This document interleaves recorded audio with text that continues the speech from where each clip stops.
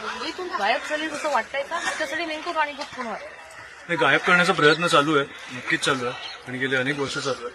पण कोण सत्ताधारीच कोण गेले काही 2 दिवसाआधी माझ्याकडे काही सहकारी आले आणि ग्राउंडचे काही इकडचे रहिवासी आले आणि मला सांगितलं की हे महानगरपालिकेचं ग्राउंड आहे, हे आजूबाजूच्या 3 शाळा हे कसं इंटरनॅशनल दर्जा मिळवण्यासाठी हे ग्राउंड ताब्यात घेण्याचा प्रयत्न करतायत. मग सरकार त्यांची बाजू कसं घेत आहे, कमिट्या कशा फॉर्म होत आहेत आणि महानगरपालिकेचं ग्राउंड मला वाटतं लोकांसाठी असलं पाहिजे. हे मला वाटतं बाहेरच्या गेटवर पण लिहिलं.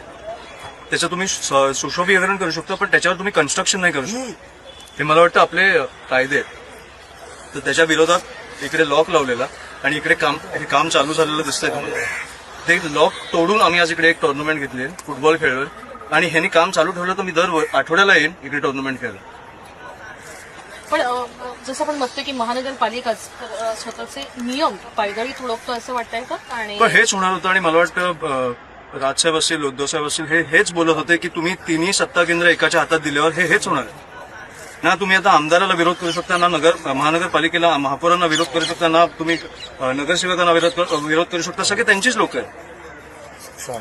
त्याच्यामुळे हेच आम्ही सांगत होतो आणि म्हणून मी आता बोललो की ठाकरे महाराष्ट्रात असेपर्यंत आम्ही त्यांच्या पाठीशी आहोत. पण शेवटी सत्तेत असताना ही गोष्ट झालीच नसती, हे बांधकाम चालू झालंच नसतं. तिकडे पाठी एक टफ अनधिकृतपणे उभा केलाय, हे झालंच नसतं. ह्या गोष्टी ह्या लोकांसाठी आहेत आणि ह्या मोफत मिळाल्या पाहिजे. जे आहे तुम्ही सुधरून देऊ शकता, पण तुम्ही ते कमर्शियली नाही वापरू शकत. पण या ठिकाणी जसं आपण बघतो की तुम्ही सामना या ठिकाणी येऊन खेळत, सामना जो आहे तो मुद्द्यावरून महानगरपालिकेसोबत देखील तुमचा सुरू झाला.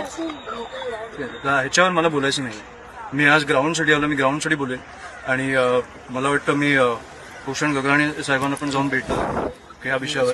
कारण मी एक व्हिडिओ बघितला मध्यंतरी की कोणीतरी त्यांना प्रपोजल दाखवतंय की कशा प्रकारे इकडे बांधकाम चालू केलंय आणि ते बघत पण नाहीयेत या विषयाकडे. तर मला वाटतं कुठेतरी त्यांनी पण ह्या गोष्टी सिरियसली घेतल्या पाहिजेत. त्याच्यामुळे मी त्यांना पण जाऊन भेटणार आहे. मला वाटतं काल एक व्हिडिओ आलाच आहे आपल्यासमोर, ज्यांनी सांगितलंय की इकडे मातीचंच ग्राउंड होणार. हे आम्हाला लेखी पाहिजे महानगरपालिकेकडून. महानगरपालिकेची जागा आहे, आम्हाला महानगरपालिकेकडून लेखी पाहिजे. ते आम्ही मिळवून घेऊ. आम्ही आज आहे सीएसआर फंड देखील आणलेला आहे. आम्हाला फरक पडत नाही. मी बोललो तसं जर त्यांनी नाही केलं तर आपली खुर्ची उखाडून टाकू. तुम्ही बांधून तर दाखवा. तुम्ही इल्लिगली करताय ना, मग आमच्या मारामारीला तुम्ही इल्लिगल